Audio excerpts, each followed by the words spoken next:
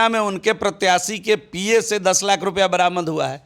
तो ये पैसे का गोरख धंधा तेजस्वी यादव जी की पार्टी करती है। और जब तीसरी बार वो वोट मांगने गए हैं तो दूसरी बार से ज़्यादा सीट दे करके इस बार प्रधानमंत्री बनाने वाली है, ये बात तो स्पष्ट हो चुका है। जब इंदिरा गांधी प्रधानमंत्री बनी थी तो पहले 10 साल में 25 संविधान संशोधन किया उन्होंने। आज संविधान को खत्म किया जा रहा है। पहला सवाल तो उनका कांग्रेस से बनता है, तो दम है तेजस्वी यादव को तो कांग्रेस के लोगों से पूछ ले। प्रधानमंत्री कल बिहार दौरे पर हैं, उससे पहले तेजस्वी यादव ने अपने सोशल मीडिया हैंडल एक्स पर वीडियो जारी कर पूछा है कि प्रधानमंत्री जी, आप संविधान के खत्म क्यों करना चाहते हैं, गरीबों के वंचितों के आरक्षण को समाप्त क्यों करना चाहते हैं। हमारे साथ पूर्व मंत्री बीजेपी विधायक जीवेश मिश्रा हैं। प्रधानमंत्री कल बिहार दौरे पर हैं। तेजस्वी यादव पूछते हैं कि प्रधानमंत्री जी, गरीबों वंचितों के आरक्षण क्यों समाप्त करना चाहते हैं। तेजस्वी यादव जी को थोड़ा अध्ययन करना चाहिए। प्रधानमंत्री जी 1-2 साल से इस देश के प्रधानमंत्री नहीं हैं। 2 टर्म प्रधानमंत्री रहे हैं। पहले टर्म के काम से प्रसन्न होकर के भारत की महान जनता दूसरी बार जब वो चुनाव में गए तो पहले से ज़्यादा सीट देकर उनको प्रधानमंत्री बनाई। और जब तीसरी बार वो वोट मांगने गए हैं तो दूसरी बार से ज़्यादा सीट दे करके इस बार प्रधानमंत्री बनाने वाली है, ये बात तो स्पष्ट हो चुका है। तो तेजस्वी यादव जी कुल मिला के फ्रस्ट्रेशन में हैं। तेजस्वी यादव जी का बिहार में खाता नहीं खुलने जा रहा है। तेजस्वी यादव जी इस समय परेशान हैं। और ज़रा आप मुझे बता दीजिए कि पिछले 10 वर्षों में कौन सा संविधान हट गया। वो जिनके गोद में बैठे हुए हैं, उस कांग्रेस की सरकार में जब इंदिरा गांधी प्रधानमंत्री बनी थी तो पहले 10 साल में 25 संविधान संशोधन किया उन्होंने। और उस 25 संविधान संशोधन में वोटिंग राइट तक का, ज़बरदस्ती इमरजेंसी जैसे चीज़ को भी उन्होंने लाने का काम किया था। और जब देश के यशस्वी प्रधानमंत्री, वर्तमान प्रधानमंत्री नरेंद्र भाई मोदी देश को चला रहे हैं तो 10 वर्षों में केवल 8 संशोधन इन्होंने किया है। और 8 संशोधन जो भी हुआ है वो राज्य हित का संशोधन है, देश हित का संशोधन है। जैसे जीएसटी बिल का आना देश हित का संशोधन है। तो इस प्रकार के संशोधन केवल 8 संशोधन लाए। तो जिनके गोद में बैठे उनसे पूछ लेना कि संविधान को इमरजेंसी लगाकर उन्होंने खत्म किया था कि आज संविधान को खत्म किया जा रहा है। पहला सवाल तो उनका कांग्रेस से बनता है। तो दम है तेजस्वी यादव को तो कांग्रेस के लोगों से पूछ ले कि आपने संविधान पर खतरा क्यों पैदा किया था। और उसी खतरे में उनके पिताजी जेल गए थे, उनको याद होना चाहिए।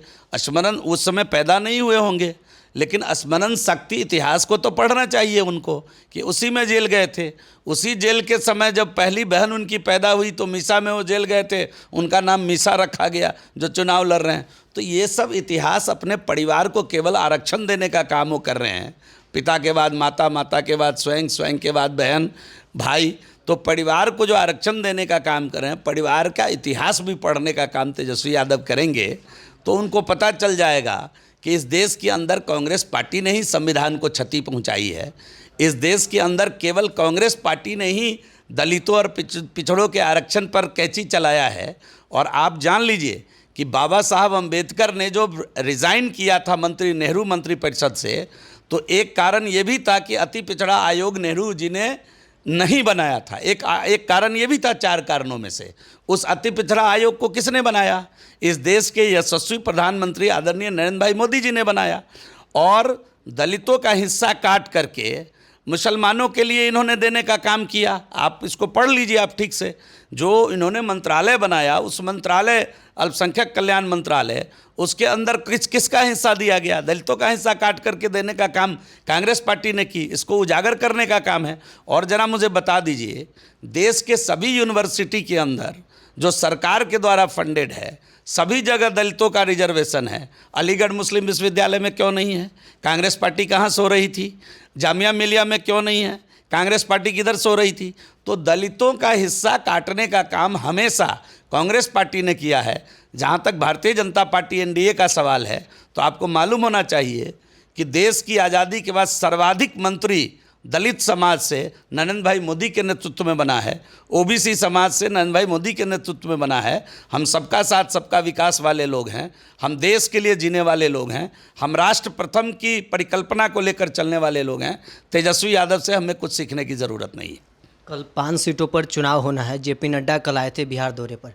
तेजस्वी यादव आरोप लगाते हैं कि जेपी नड्डा 5 सूटकेस लेकर आए थे और चुनावी क्षेत्रों में बांट रहे हैं। तो ये तो चुनाव आयोग का काम है, पकड़ लेना। अगर 5 सूटकेस लेकर के आए थे तो तेजस्वी यादव जी को बताना चाहिए था, इन्फॉर्मेशन देना चाहिए था चुनाव आयोग को, और उनको पकड़ना चाहिए था, सीज करना चाहिए था। उनके प्रत्याशी के यहाँ अलबत्ता आपको मालूम चला होगा ना कि पूर्णिया में उनके प्रत्याशी के पीए से 10 लाख रुपया बरामद हुआ है। तो ये पैसे का गोरख धंधा तेजस्वी यादव जी की पार्टी करती है। उन्होंने खूब लूटा है बिहार को और खूब लुटा रहे हैं। हम लोग तो जनता से आशीर्वाद और प्यार मांग रहे हैं।